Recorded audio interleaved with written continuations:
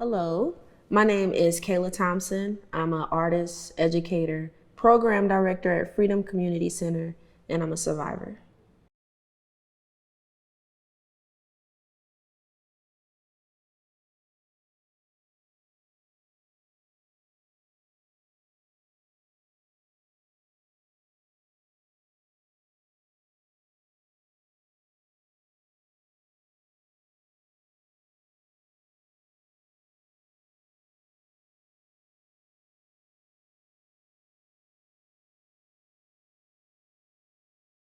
I was born and raised in St. Louis. I lived here the majority of my life, grew up in North County.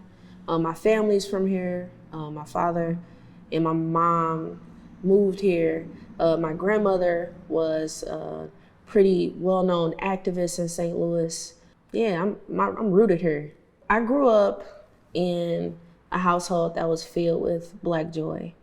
I grew up with both of my parents. Although my parents separated when I was younger, I grew up with both of them all the time. Specifically, my dad. He raised three children. He was a single father. He went to every sports game, although I was sitting on the bench.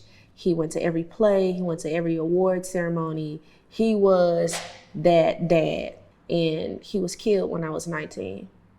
I was home from my first year in college. I went away to Hampton in Virginia, and it was summertime. I remember the day it happened, I was just hanging out with my dad. He wanted me to teach him how to play poker, so I taught him how to play poker, and then he went to talk to my older brother in the basement to talk to him and his girlfriend about just life. Then he hung out with my little brother, and then he left, and we found out an hour later that he was shot and killed down the street from our house. And when I got the phone call that, he was shot, the person on the phone was just like, your daddy was shot, but he got one of them.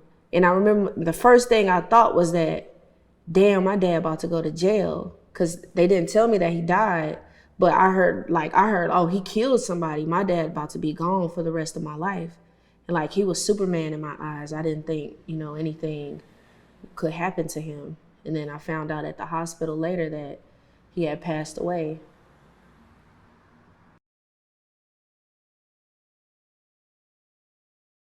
When my dad was alive, I felt safe. And I didn't realize that that's what safety felt like until I didn't have it anymore. Safety means that you have no reason to be hypervigilant, or you have no reason to be anxious and nervous, that you just feel safe in your body, you feel safe in your mind, you feel safe in your environment. I guess freedom and safety kind of mean the same thing to me. Freedom means that you're safe. Freedom means that you are able to achieve anything, that you have nothing holding you down or chaining you down or preventing you from feeling safe or moving and maneuvering throughout the world like you should be able to as a human.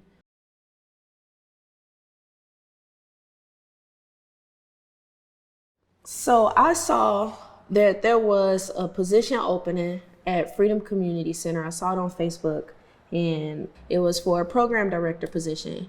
I went through the process and I was offered the position. I feel like I'm called to do this work. I feel like this is something that I should do. And I remember I talked to my best friend about it, and she was like, are you ready for that? You've experienced a lot of trauma in your life. A couple years ago, my older brother was shot and killed in an attempted robbery. And he was killed in the same way that my father was killed. And in that situation, we never found out who did it. To this day, we don't know who killed my brother. And my friend was like, one day you might be in front of the person that killed your brother. Are you ready for that? I sat with it for a moment, and I'm like, you know what? I'm ready to do this work. What conditions create this environment that we're living in where people are just callously killing people? How are we not seeing the humanness in each other and understanding the value of human life, that we're just, capable of doing that?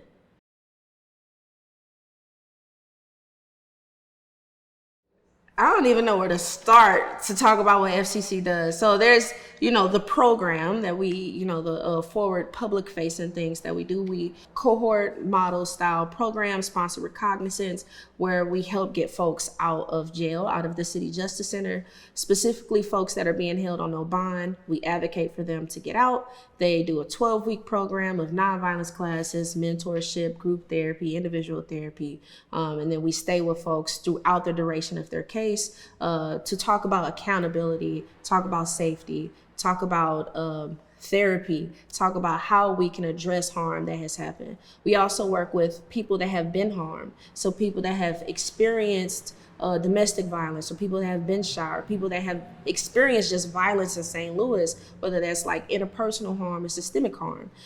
We also work within the community. So we host bi-weekly community events. We're going canvassing, we're knocking on doors, we're talking about the system, we're talking about what's happening in St. Louis. We're equipping people with the knowledge to be advocates in their own community. But at the core of what we do is really just, we are in a relationship with people. We're in a relationship with people that are marginalized. We're in a relationship with people that are deemed trash by society. And so we're seeing when we throw away people and we believe that certain people don't matter, we create this cycle in the system that we continue to see today. The biggest change I've seen in myself since I've started working at FCC is that I just have more tools and I'm equipped with more to calm my own nervous system down. So like FCC working here has really pushed me on my healing journey to really understand how I've been impacted by harm and how that is making me behave and me react to certain situations. And since I've started working at FCC, it's kind of led me into being more intentional with my own wellness. What I would say to someone that has doubts is just give it a chance. Just one conversation, one phone call, one meeting. Just try it one time. And I promise you, you're gonna feel that energy, because that's something I feel like you can't fake.